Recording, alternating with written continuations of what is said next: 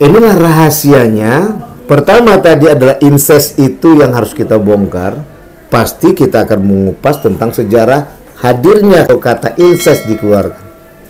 Maka di situ ada asbabul wurud kalau dalam hadis, ada asbabun nuzul kalau dalam Al-Qur'an. Nah, inilah nanti yang akan kedua. Di situ baru menjelaskan tentang pernikahan. Lagi-lagi teman-teman YouTube sekalian, ketika berbicara pernikahan ini bukan tentang masalah seksnya. Tapi ketika masalah pernikahan ini adalah masalah tentang harta tuh nanti. Kalau mati suaminya yang punya harta, itu dilimpahkan kepada istri dan anak. Nah, inilah yang akan kita angkat. Sehingga di sini muatan bahwa mereka tidak mau harta mereka jatuh ke lain selain golongan mereka. Halo sahabat semuanya, salam giat. Berjumpa di channel al.andawi.andi. Jangan lupa klik tombol subscribe dan nyalakan loncengnya ya. Terima kasih. Assalamualaikum warahmatullahi wabarakatuh. Salam giat. Berjumpa kembali bersama channel Al-Andawi Andi. Kali ini kita membahas tentang incest loh. Kemarin masih tertunda bersama Reisa Zuhra. Ya. Baik, Reisa, ini langsung saya ambil alih. Bahwa yang menjadi menarik dalam penelitian Reisa adalah incestnya, bukan pernikahan sedarahnya. Meskipun orang menerjemahkan incest itu pernikahan sedarah. Satu. Yang kedua, ketika incest itu menjelaskan tentang pernikahan sedarah, di situ ada keresmian. Karena hakikat dari pernikahan itu adalah kejelasan harta akan dilimpahkan kepada istri dan keturunan. Betul tidak? Teman-teman YouTube sekalian, disinilah muatan rahasia. Udah mulai nyambung? Mengapa ini menarik untuk dibahas? Baik, inilah rahasianya. Pertama tadi adalah incest itu yang harus kita bongkar. Pasti kita akan mengupas tentang sejarah hadirnya kalimat incest atau kata incest dikeluarkan. Maka di situ ada asbabul wurud kalau dalam hadis, ada asbabun nuzul kalau dalam Al-Qur'an. Nah, inilah nanti yang akan kedua. Di situ baru menjelaskan tentang pernikahan. Lagi-lagi teman-teman YouTube sekalian, ketika berbicara pernikahan ini bukan tentang masalah seksnya.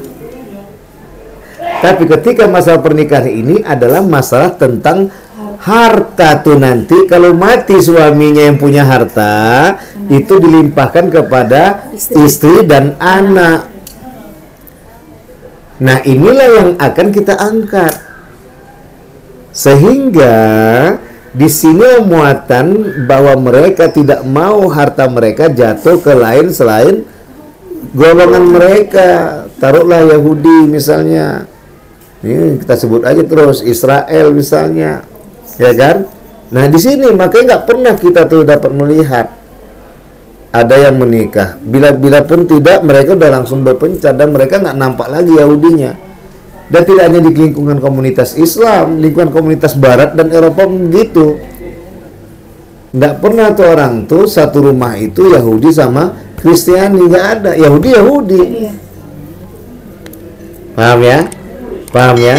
Lebih banyak tadi kita dapat cerita kabar Kristiani sama Muslim, Kristiani sama Hindu, seperti di India.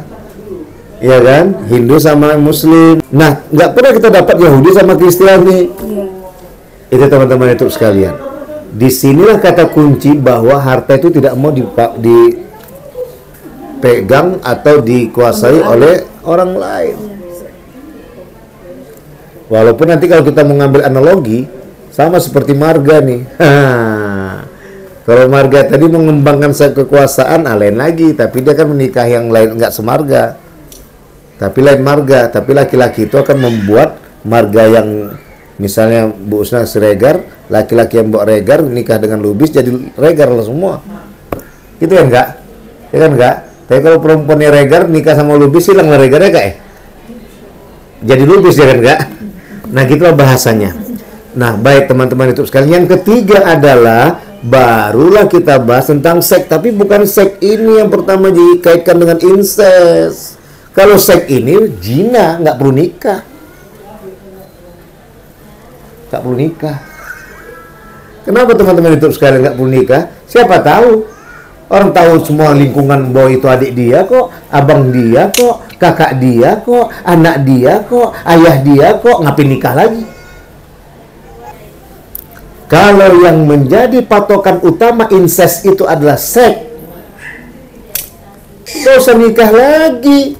Nggak ada orang gaduh lingkungan jiran tetangga kok. Cuma nanti pas pada gaduhnya masalahnya adalah kok ada anak siapa? Ini yang keempat, masuklah kepada begitu sakralnya pernikahan yang kita terjemahkan.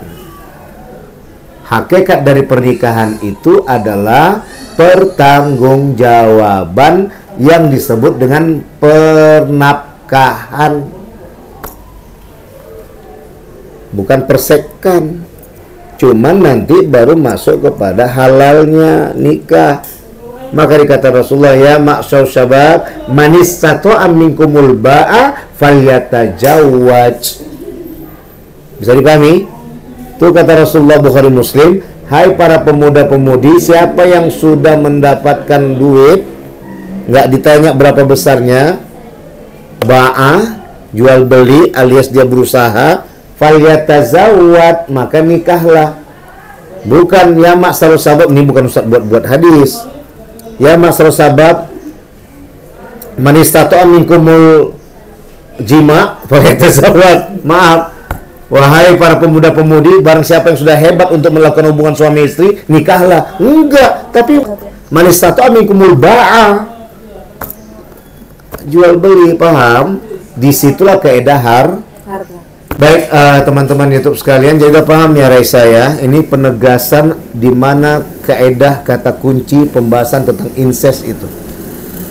Kesimpulannya, incest itu harus dipahami secara kalimat dan katanya, sejarahnya dari mana. Yang kedua, maka disitulah akan menjelaskan tentang pernikahan. Yang ketiga, setiap pernikahan berbicara tentang harta yang dilimpahkan. Yang keempat, disinilah makanya ditempatkan dia sebagai hal yang untuk menjadi pegangan, bukan masalah seksnya. Gitu ya Reza ya, udah paham ya? Udah duduk kan? Oke. Jadi intinya kajiannya adalah tentang harta. Maka disitulah harta tadi jangan sampai lari ke tangan lain daripada Israel. Baik, cukup sekian. Sampai jumpa di video berikutnya. Salam giat. Wassalamualaikum warahmatullahi wabarakatuh.